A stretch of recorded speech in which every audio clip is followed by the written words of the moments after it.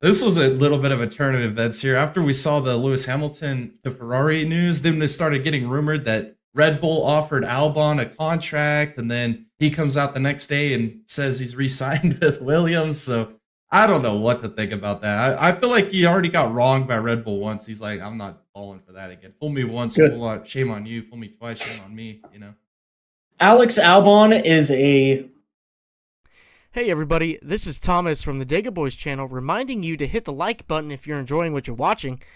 If you want to see more great content like this, make sure to hit the subscribe button and hit the bell icon as well to be notified of any future videos coming out. Thanks for watching. Now back to the video. is a lost diamond in the motorsports world. It would have been the most egregious decision that he could have made to go back to Red Bull. That would have just been terrible. Nobody would have wanted to seen that. I will say one thing, though. I am kind of disappointed that Mercedes didn't reach out to Albon. Because, wow, that is crazy too, how amazing would it have been if Albon got to Mercedes? Yeah, that is surprising for sure that he didn't go to Mercedes. Wow. That makes me wonder, who do you think is going to be in that Mercedes?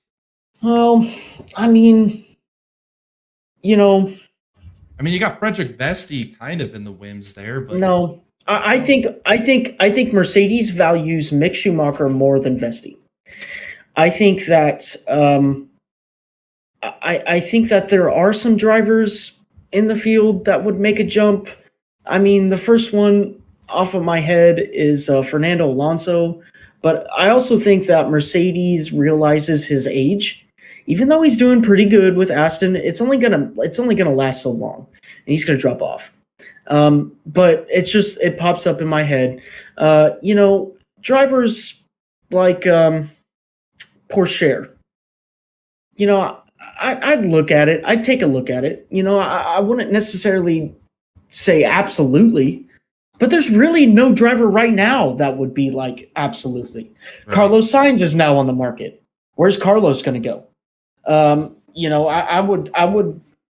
would go out and say, I'm sorry, but Zhou Guanyu hasn't done anything. Mm-mm. Maybe Sauber takes this opportunity to get rid of Zhou and pick up Carlos Sainz, because that would be a W. Carlos Sainz and Valtteri Bottas. That's pretty stiff competition right there for Sauber to have. Honestly, I mean, that's some top caliber drivers. Yeah, exactly. Bright future. So. And they could absolutely build something there. So, it's I don't know. I just right now, who I think is the top candidate is Mick Schumacher. I don't know how I feel about that though. I don't think that Mick might do anything there.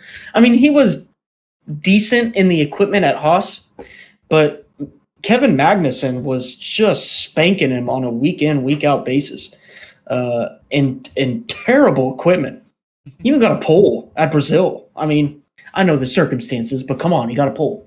And so so there's Mick. I think Porchaire could be one to look at. Vesti, sure. Alonso, possibly. I think that there's a lot of options on the table for Mercedes just because of their track record. I bet you money that, if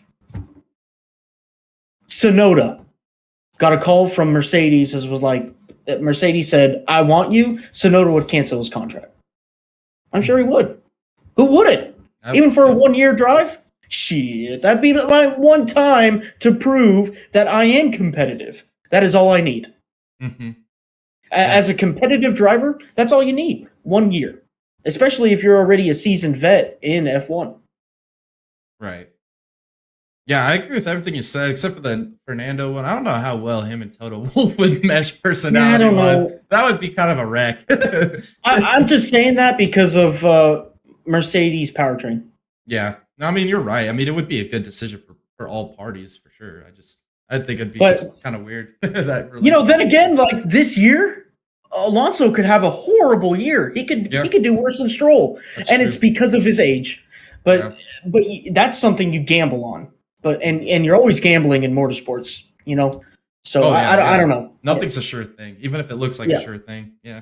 But here's to say Fernando Alonso still has it in the year 2023. Mm-hmm. We'll see in 24. Yeah, I agree.